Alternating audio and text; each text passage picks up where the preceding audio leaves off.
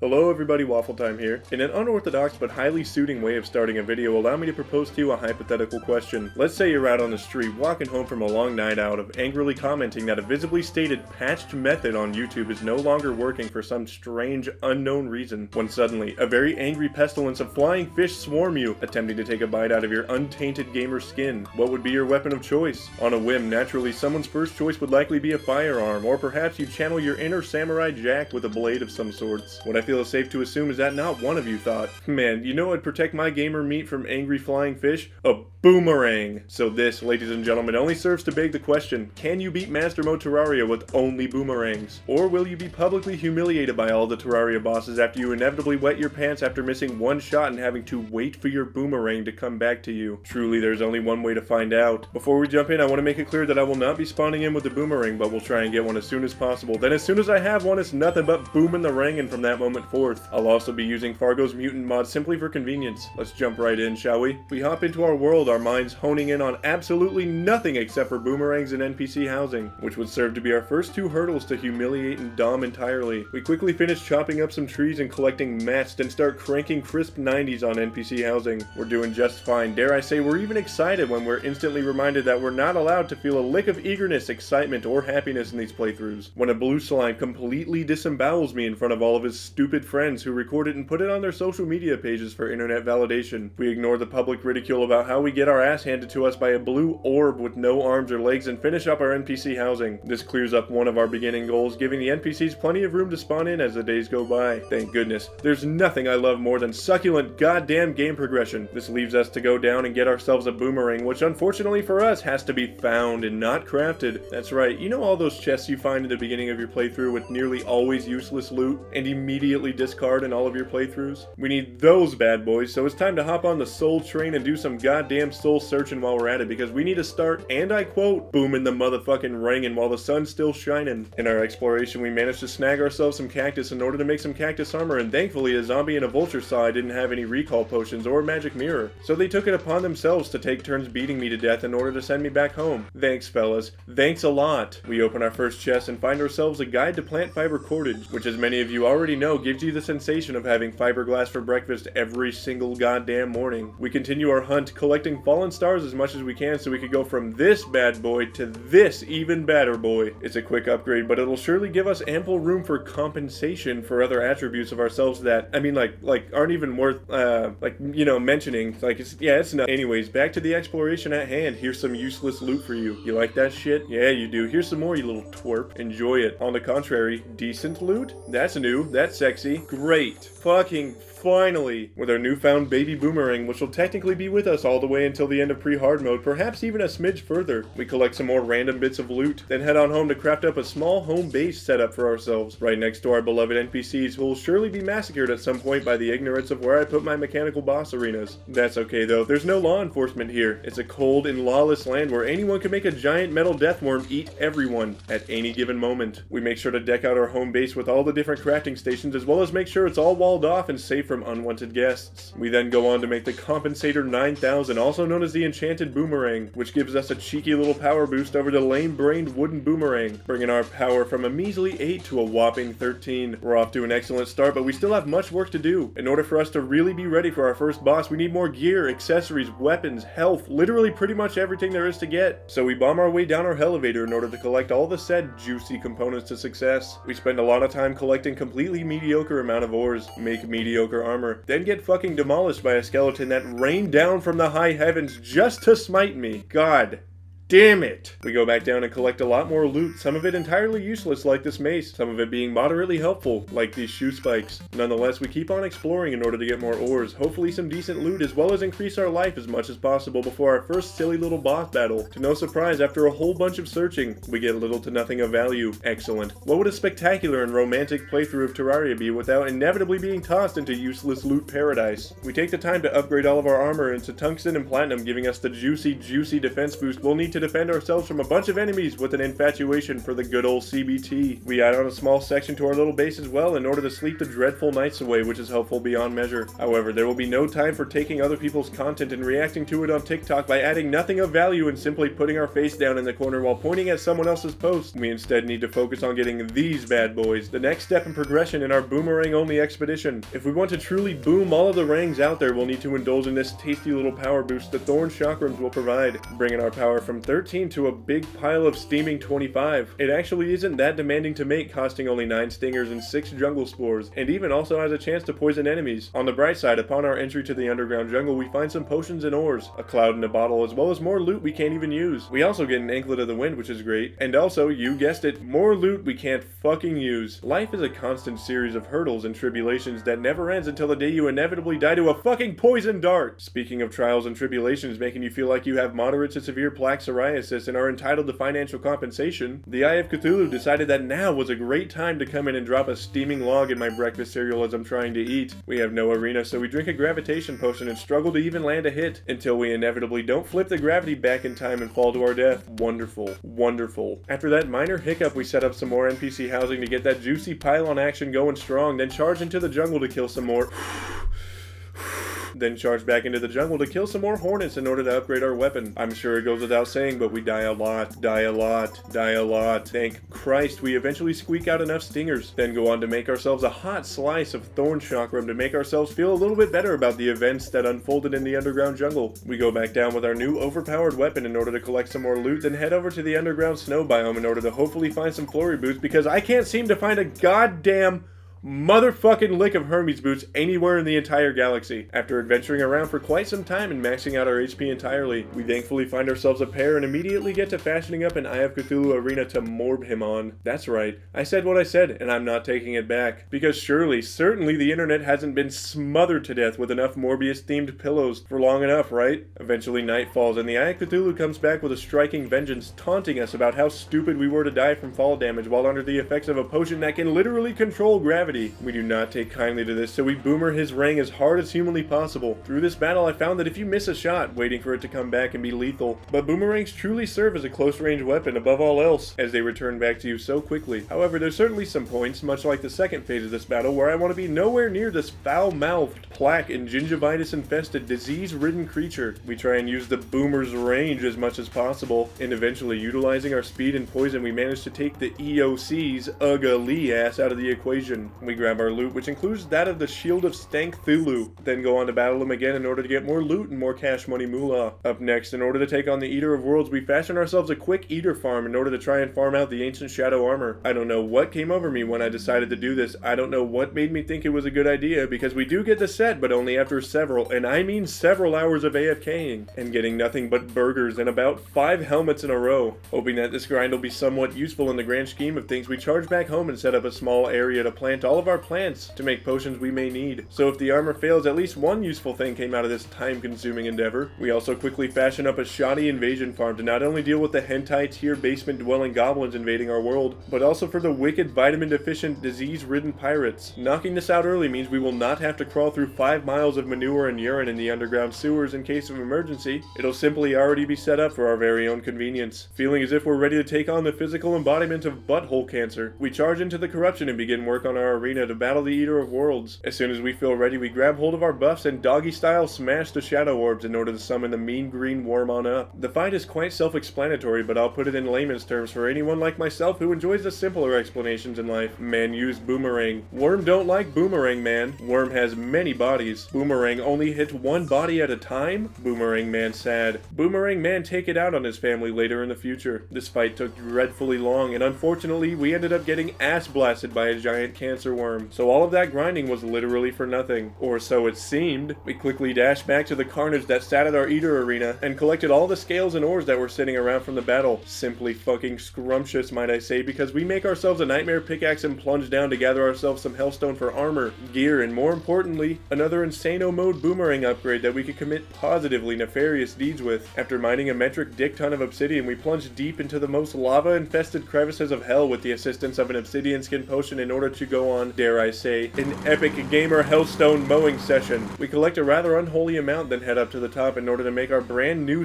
spanking funky fresh gear. We make ourselves a full molten armor set, as well as a new ham axe and pickaxe, and life couldn't be better. More importantly, however, is the boomerang upgrade we could get this early on into the game. With our formerly retired enchanted boomerang and some demon Satan rock we got from hell, we can make the flamerang, which brings our power from 25 to 32, just as good as the mediocrity of boomerangs can get in pre-hard mode. We craft that badass molten bitch up and head right over to the corruption in order to take on the Eater of Worlds with our newly implemented drastically overpowered gear. As we battle him, the damage increase in our weapon is very apparent. But do you want to know what's also apparent? The fact that our fucking boomerang can only hit one target at once. If we're lucky, and I mean turbo hyper lucky, we could potentially sneak 2 hits in if the timing's right, and if the boomerang is right at the end of its length. We are overpowered, however, and have the overpowered son of the Compensator 9000. Anyways, this flamerang here is the answer, and we all goddamn know it. We eventually grind this ringworm down into several other ringworms that we dispatch enthusiastically, and eventually destroy entirely, giving us a sense of hope for the future battles to come. Without skipping a beat, we go on to make some more NPC housing for that juicy, and I repeat yet again, that juicy pylon action simply for our own convenience. Then charge over with the power of 1,000 suns to the dungeon and begin fashioning a simple arena for a simple boner. This boner being Skeletron, who being made of bones truly tries to bone anything that walks. And my brother in Christ, let me tell you, we cannot have that type of evil floating around this world. We wait until night, then talk to a musty smelling old man in order to summon up the master boner himself. Unfortunately, however, we fly too close to the sun and get fucking manhandled by the big bad boner. God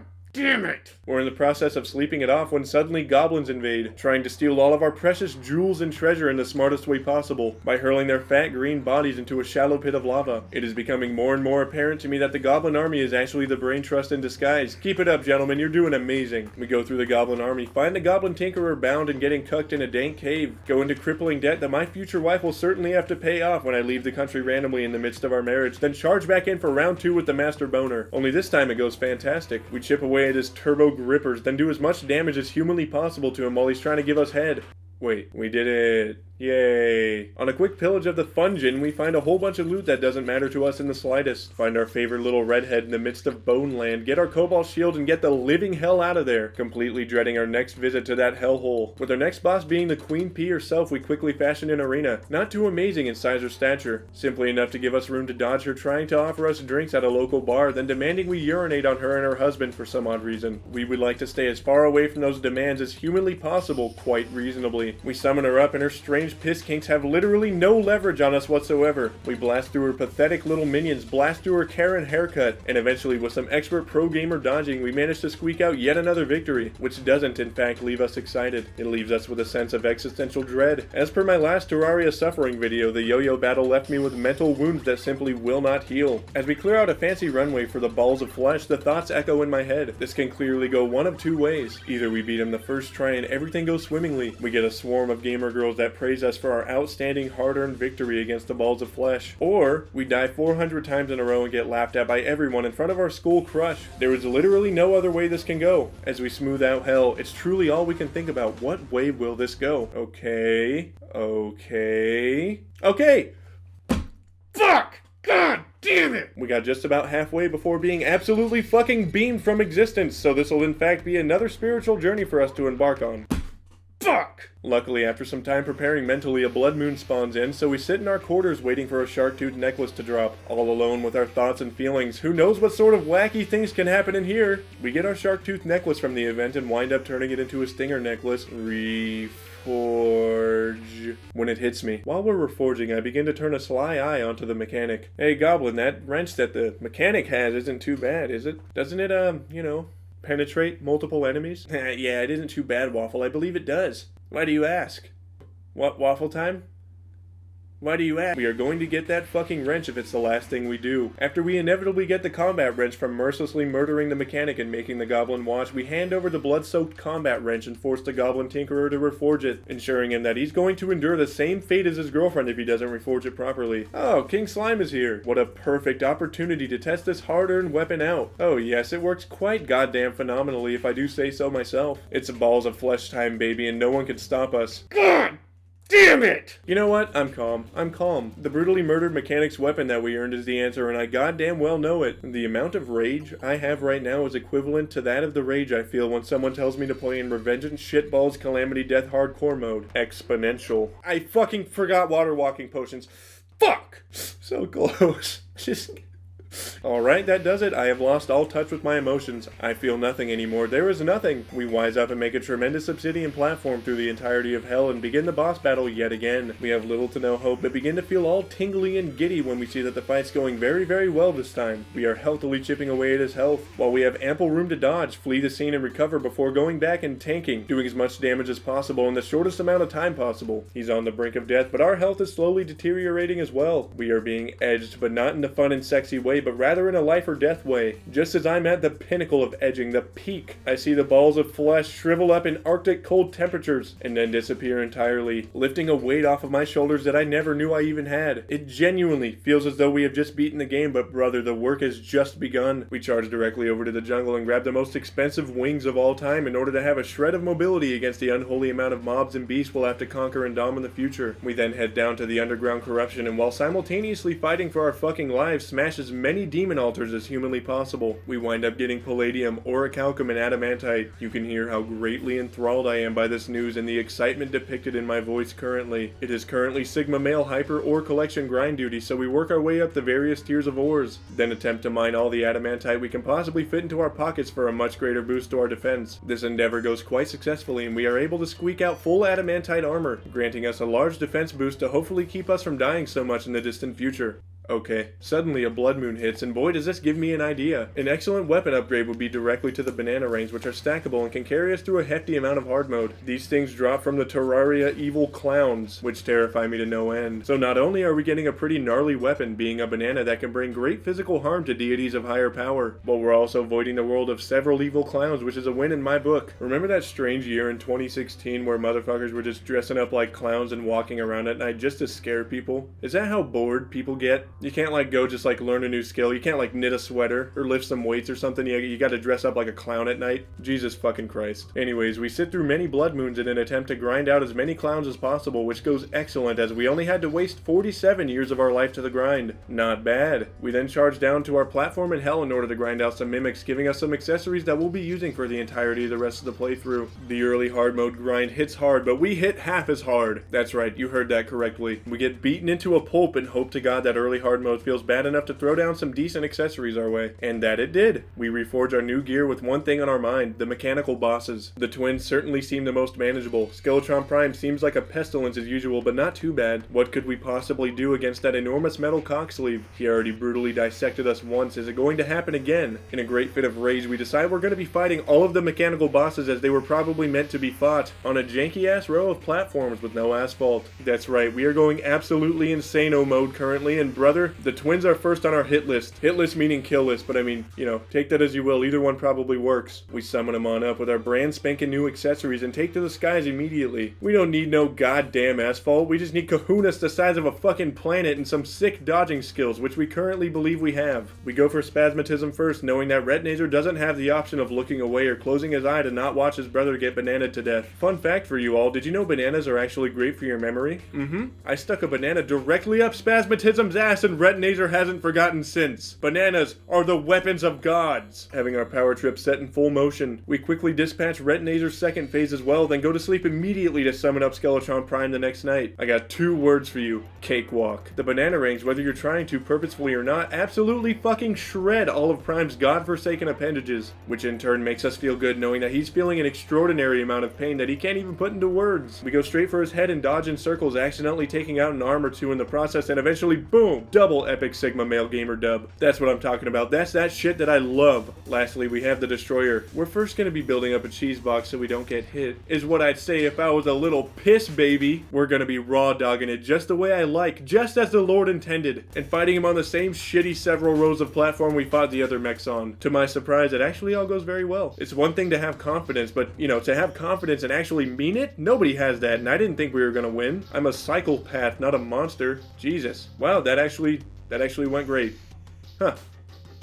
Interesting. Anyways, with all the mechs defeated from our world, Plantera is next on our list. So we sleep the days and nights away for a bit in order to let more life fruit and chlorophyte spawn into our world, then immediately dive headfirst into the jungle to pillage all of its natural resources, littering and leaving all the car batteries we have inside of its natural water sources. We collect as much chlorophyte as possible, same goes for juicy life fruits. We go ahead and make full chlorophyte armor rather than turtle armor just to get some extra damage put out by our boomerangs, then make sure our health is entirely maxed out before making an arena the size of Uranus, or maybe even Jupiter for that matter, just to battle Plantera, our favorite leafy MILF. We lay down some platforms in order to have plenty of room to dodge Plantera's firm yet sexually exciting grasp. We go down to a bulb we formerly located, which is unheard of. No man knows how to find the bulb, but I, the world's greatest detective, have located one and swung an axe at it as hard as I could in order to summon up our beloved plant MILF. As it turns out, bananas make her extraordinarily unhappy, contrary to my own personal beliefs. I mean, like, plant and fruit, I mean, it kind of, like, never mind. We tap into her second phase where she shows how truly upset she is about being compared to a banana when all I was trying to do was get freaky with it. The only way to clear up this frustration clearly is by hitting her with said bananas until she goes away forever, and that we do, ladies and gentlemen. That we do. We immediately grab her bag and cycle through the extraordinarily useless loot, as well as the much anticipated temple key, then charge right over to the temple in order to challenge Golem, the king of god-awful Instagram Reels posts. But we must first pummel through his group of lackeys in order to get to the master himself. The first layer consists of the clickbaity god-awful reels that have someone freaking the fuck out in front of the camera with a slowed down version of a melody begging you, imploring you to download it and play it in 3x speed. We tap not interested and go to the next dogshit reels post layer, which consists of the god-awful automated text-to-speech voice. They say blink on beat, with some dumb overused face filter, which brings us to the next tier, very similar to the former. Who is your celebrity twin? With a clearly randomized face filter. People going absolutely fucking feral in the camera for 10 minutes straight because they got someone that doesn't look anything like them. Surprise, surprise, something random is random. Jesus. Lastly, as we breach the temple, we see the shadow of Golem uploading his own Instagram reels, reflecting off the walls. We approach closer in great fear of what's to come next. That's when we hear it. They say if you play this song and record yourself, your soulmate will text you. No, no, no, no, no. We don't have time for a goddamn arena or to be fucked about how small this room is. All we can think about is killing. We see red. I hate Instagram reels so goddamn much. So much! We take out his hands first so we can never use them to upload another shitty Instagram reel again, then take out his head so we can never think of another god-awful trend to spam over and over and over again in the reel section. Then we go for his stupid body so we can never, and I repeat, never make a reel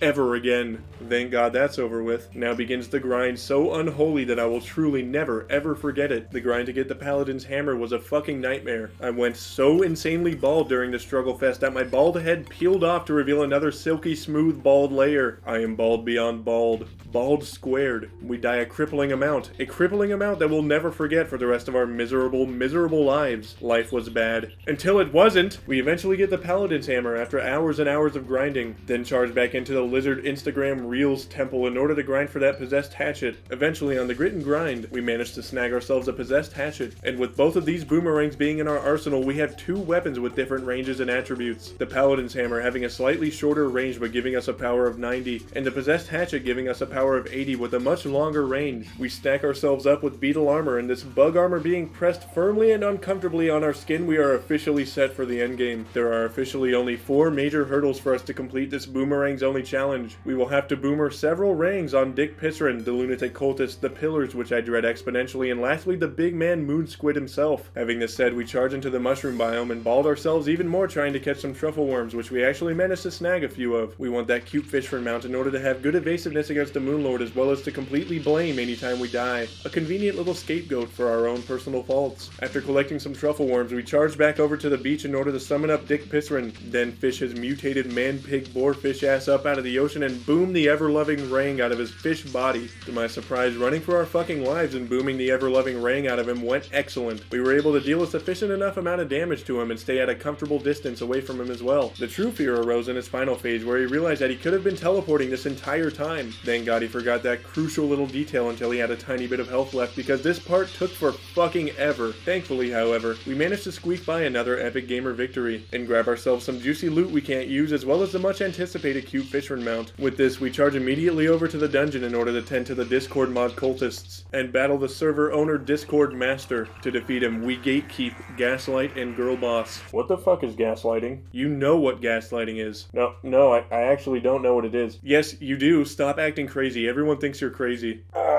Excellent. Now we just have the pillars to tend to, which will certainly be interesting with some goddamn boomerangs. Oh no, they all pertain to god-awful clickbait-like fishing posts. These star cells died trying to defend their pillar. Like and follow this page to support. Nope.